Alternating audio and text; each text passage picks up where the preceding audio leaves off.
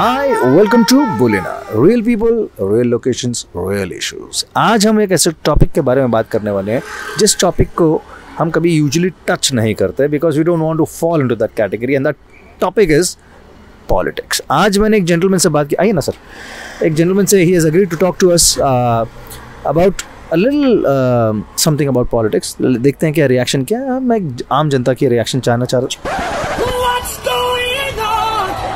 आम जनता की रिएक्शन चाह रहा था। बस ये जो पॉलिटिकल अरीना, इसमें जो चेंजेस आ रहे हैं, जो चेंजेस हो रहे हैं, इस पे आपका क्या रिएक्शन है, क्या टिप्पणी है? देखिए, मैंने आपको कैमरे के पीछे भी बोला था कि सर मैं पॉलिटिक्स पर करूँ बात नहीं करना चाहता।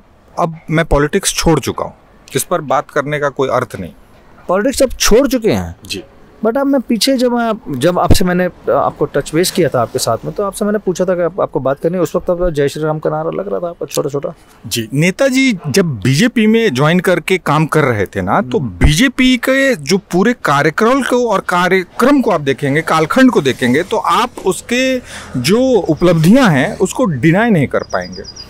वो पूरी तरह से एकदम सूरज की तरह प्रकाशित हो रहा है। चाहे आप 370 देख लें, 35 से देख लें, 3 तलाक देख लें, अयोध्या राम मंदिर देख लें, बहुत तरह का उन्होंने सरकारी लोगों को भी बड़ा फायदा दिया है, बहुत सारी योजनाएं चला रहे हैं। तो एक उत्थान की तरफ भारत बढ़ रहा है। तो मुझे लगता है कि ये बहुत ही तेजी से भारत को बढ़ाने का कार्यक्रम उठा लिया है बीजेपी ने। अग्रेड।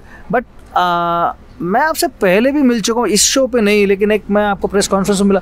आप 2012-13 की बात कर रहे हैं आप? मैं मिला हूँ ना आपसे। यस, आपकी याददाश्त तेज है।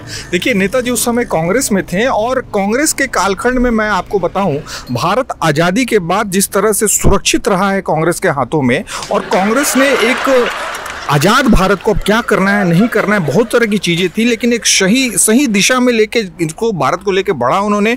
और देखिए, हम गरीब थे उस समय में, सारे लोग जो एक साइकिल खरीदने के लिए भी मतलब परेशान होते थे, आज उसको स्थिति को बदला इन कांग्रेस पार्टी ने। साइकिल से लोग मोटरसाइकिल पे आए, मोटरसाइकिल से कार पे आए, आज ये चीज़ें कॉमन हो गई। लोगों की सैलरी 20-20, 30-30, 40 हज़ार किया, तो तरक्की की ओर लेके गए कांग्रेस। एक सेकेंड में नेताजी आप प्रकाशित कर दिया था चारों ओर उजाला।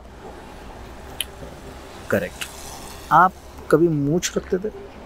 ओह यस, वो मैं उस समय नेताजी समाजवादी पार्टी में। एग्जैक्टली वो बहुत पहले की बात कर रहे हैं आप। उस समय भी गांव में नेताजी जा कर स्कूल के बच्चों को लैपटॉप दिया, कंप्यूटर दिया, इंटरनेट का ज्ञान दिया, साइकिल बांटा, है ना, और जगह जगह गार्डन बनाया, पार्क बनाया, मूर्तियां लगाई, एक अवेयरनेस फैलाया। फिल्म सिटी के रूप में आज यूपी डेवलप हो रही है, इतनी फिल्मों की शूटिंग चल रही है, कहाँ से कहाँ पहुंचा दिया।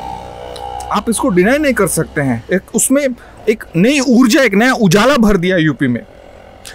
तो मैं स्टार्टिंग में जो आपसे पूछा था, आपने कहा मैं पॉलिटिक्स छोड़ चुका हूँ। चलो कोई ना, आपका इतना 15-20 साल का पॉलिटिक्स से नाता रहा है, मैं इसलिए पहचान भी लिया मैंने आपको, कमिंग थ्रू 3 पार्टीज। तो ये बताइए कि पॉलिटिक्स का फ्यूचर क्या है?